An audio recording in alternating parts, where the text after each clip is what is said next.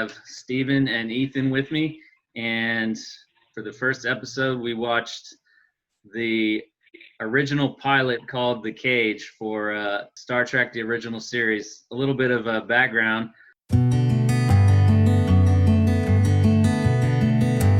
This was the first pilot, and it was rejected, and they ended up shooting a second pilot, which ultimately got accepted, and then they just reused this footage in another episode, just completely rewrote the story, and then just like used all the footage for another episode. So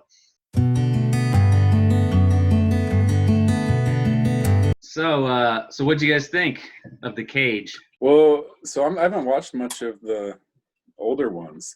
So my first thought was like, who is this guy? Is he going to die? I assumed he was going to die. Because he's not the captain, right?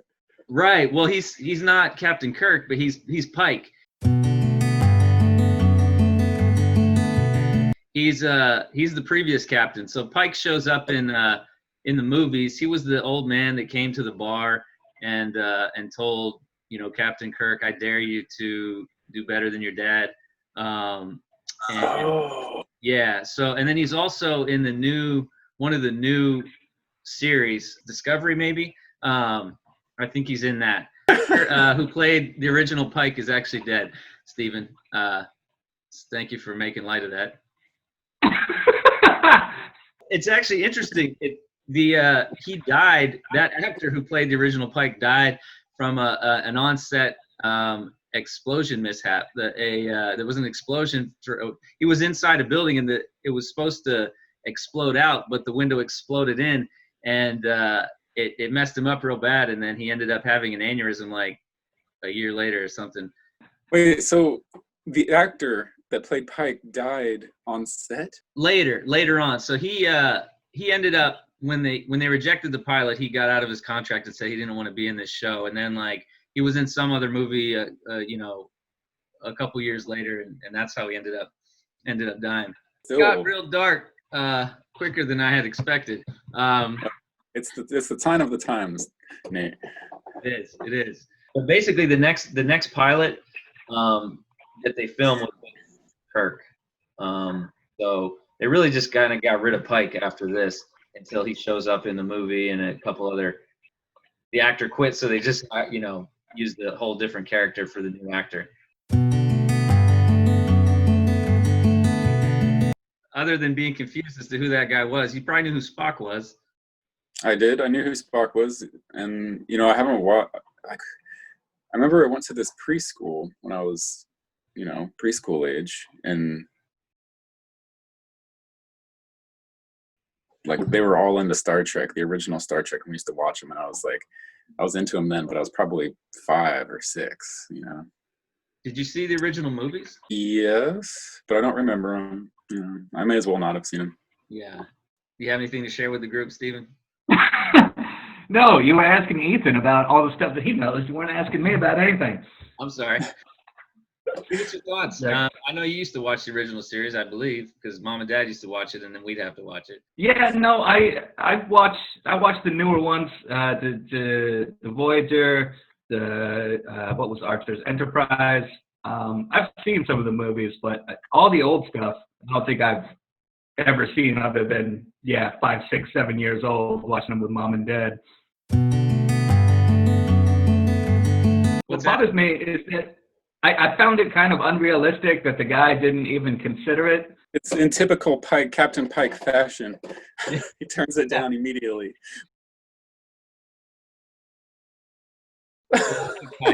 Classic Pike. Yeah. I thought one thing that I noticed was Spock was ready to leave at the first sign of trouble. I don't know if you saw that. But in all the other movies, his most loyal friend. But in this one, he was ready to go. Did you see Spock smile? Did you see Spock smile in the first 10 minutes? Oh, I didn't notice. He did. He was in the background, and somebody said something stupid, and he's just gave a big old grin, and I was like, never seen that before. Never seen him. It must have been before they realized that we were going to have him have no emotion. Yeah, he was overcome with feeling. I also noticed that the women were wearing pants. In the later episodes of the series, a lot of the women were wearing skirts. Oh, there's a dog barking somewhere. Like the wardrobe guy, when they're like, all right, we've got to think about the most advanced, like, this society is 200 years in the future. Everybody's advanced and like we have all this technology. What would they be wearing? And the guy's like, well, turtlenecks, obviously. Like they'd all be wearing turtlenecks or some form of turtleneck. And the women would be wearing pants. That's as far as our mind can possibly go. Yeah. Well, they did have those like metallic sweaters that they used to beam down to the planet. So this is kind of like rediscovering all this because I don't remember a ton of stuff about the the other episodes. So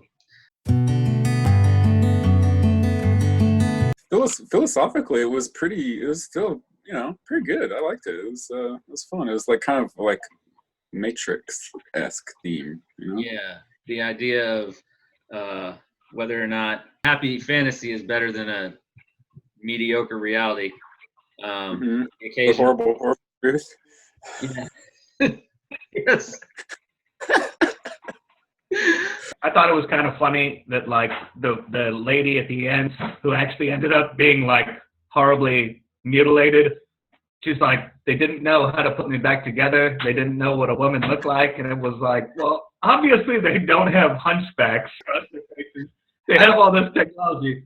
Yeah, you'd at least think that they would know that a biological life form should be kind of symmetrical. She was the survivor of the wreckage of the spacecraft, right?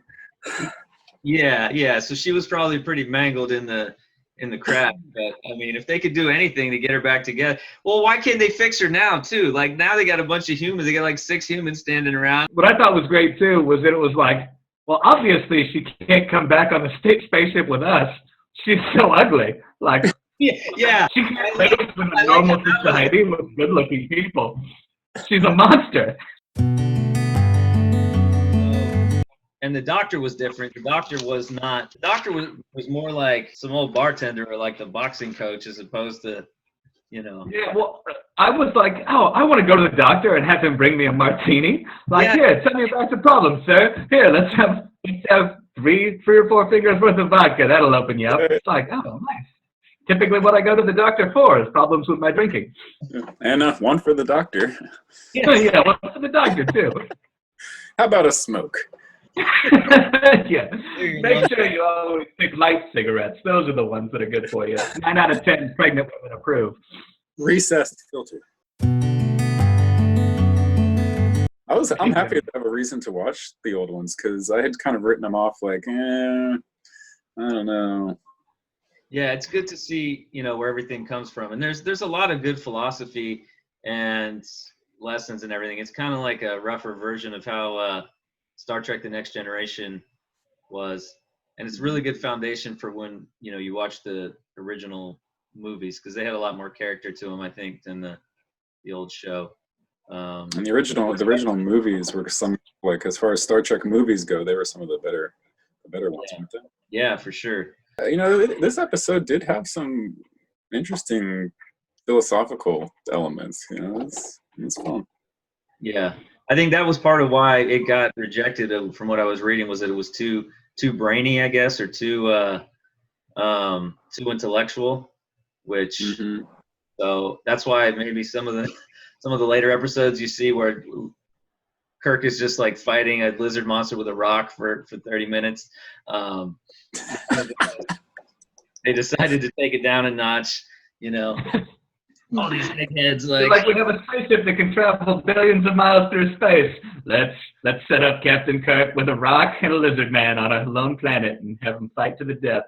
Well, there's another thing there that was present in this episode as well was I mean, the year is like 2300 or 2400 or something like that, but every time Kirk gets into a fight, some primitive fight with a sword or a spear, he always knows how to use the weapon. So I guess at Starfleet Academy they were, training in edge blades and melee. What did you think about the giant Hodor idiot monster thing that like was just swinging his stick wildly 3 feet above like Pike.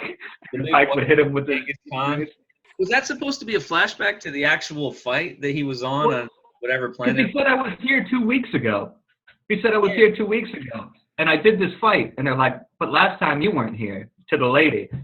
It's like, there's a single lone warrior attacking this castle. All right, Starship, beat me down by myself with no guns. I will pick up whatever I find, and I will fight this monster by myself. That's Yeah. probably happened more times than not on the show where Kirk just ends up taking 1 or 2 guys, one of them gets killed, and then he ends up battling it out by himself. I always found it interesting in the Next Generation how the away teams are generally made up of like the top 4 or 5 ranking officers. Yeah. Basically, if you were to sum up this episode, yeah, Doctor's names had drinks. Caveman barbarian attacks castle. Sorry. Beats him up. Trapped in a cage. Gives up. Threatened to blow themselves out. Left. Something along those lines, right? Made perfect sense. this will probably be a pretty terrible video, but I think that might be a good thing because this will be like our pilot. For the next one, we'll know what we're doing. And I'll have like more of a set script. I'll have my Star Trek virtual background, and then it'll look a little more clean, hopefully. And I might even get a webcam or something. This is the pilot episode of the channel that we will soon name. Don't forget to hit the like and subscribe, and we'll see you next time. I love you. And if you want to be down in this corner here, the fourth person, let us know. Sorry. Moving on. I don't know if any of this is gonna make the final cut.